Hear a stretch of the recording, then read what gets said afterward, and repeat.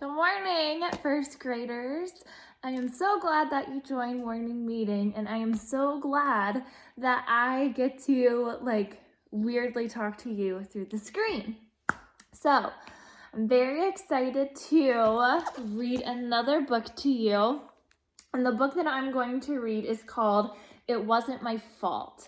And it is written by Helen Lester, and it's illustrated by Lynn Munzinger. And we are going to read this book and go on an adventure and see what happens to our main character and his friends. You ready? All right, here we go. It wasn't my fault. Things did not always go well for Merdley Gerdson. He couldn't control the toothpaste, he fell into the wastebaskets, and he dropped only valuable vases. Whatever happened, it was usually his fault.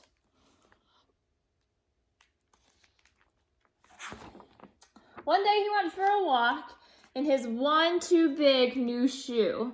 He had stepped out of the other and couldn't remember where it was. So if you look, you can see that he only is wearing one shoe because the pair that he's wearing is way too big. So he lost one of his shoes. Before long, someone laid an egg on Merdley Gerdson's head. He looked at the nearby bird. Did you lay an egg on my head? I did, confessed the bird, but it wasn't my fault. A horrible aardvark screamed and scared me.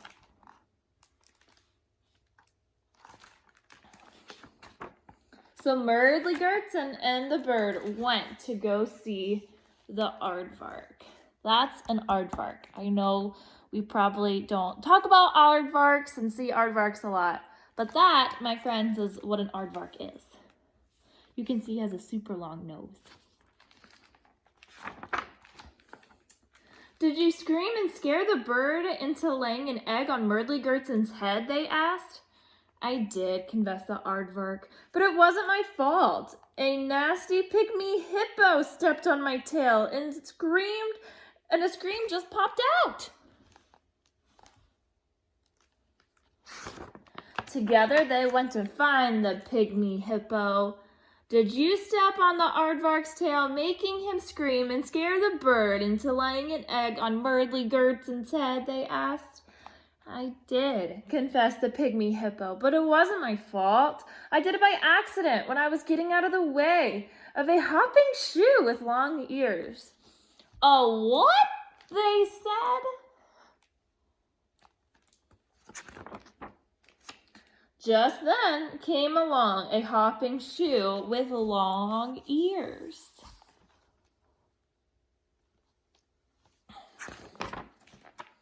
With a pull and a tug, they soon found that the ears were attached to a rabbit.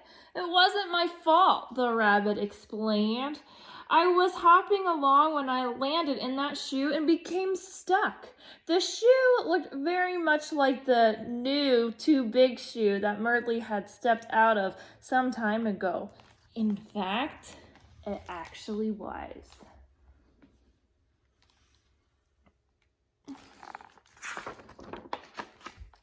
Merdley thought. The rabbit became stuck in my shoe and frightened the pygmy hippo, who stepped on the aardvark's tail. The aardvark screamed and scared the bird into laying an egg on my head.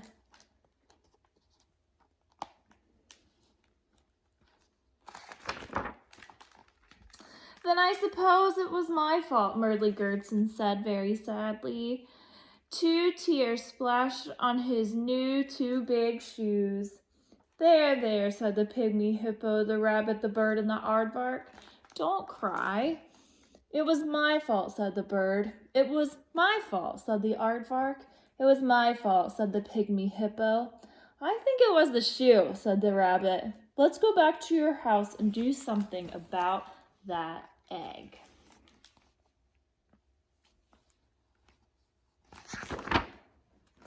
So they went into the kitchen. The aardvark turned Merdly Gertzen upside down, and the egg plopped onto a pan. The rabbit grounded the pepper, the pygmy hippo added a pinch of salt. The bird ran around and around in the pan, doing a very fine job of scrambling. Merdly Gertzen enjoyed every bit of his scrambled egg.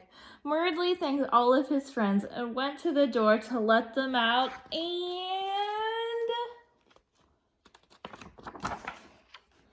it couldn't have been his fault. And that, my friends, is the end of our story. And what I love about the story and how it matches to what you're learning right now is it talks about how some things are accidents. Some things we don't plan for. And they kind of can have like a negative effect. Like they aren't the best thing, right? It's not the best thing that the aardvark got scared and that someone, stepped on him and that an egg fell on Merdly Gertzen's head, right? Most of the time, accidents are not things that we want to happen. But what's important is that even though an accident may not have been your fault, it's good to be honest, and it's good to say, yeah, I did that, or yeah, that happened, and just own up to it and take responsibility, because chances are what happened isn't a big deal. It may feel like a big deal at the time. You may be feeling embarrassed or scared or sad or mad, or you may feel like you're going to get in trouble even though it was an accident. But it's important to be honest about what happened. And you may be asking, well, why would I be honest about an accident happening? I don't want to get in trouble. I don't want people to think I'm a bad person because this thing happened.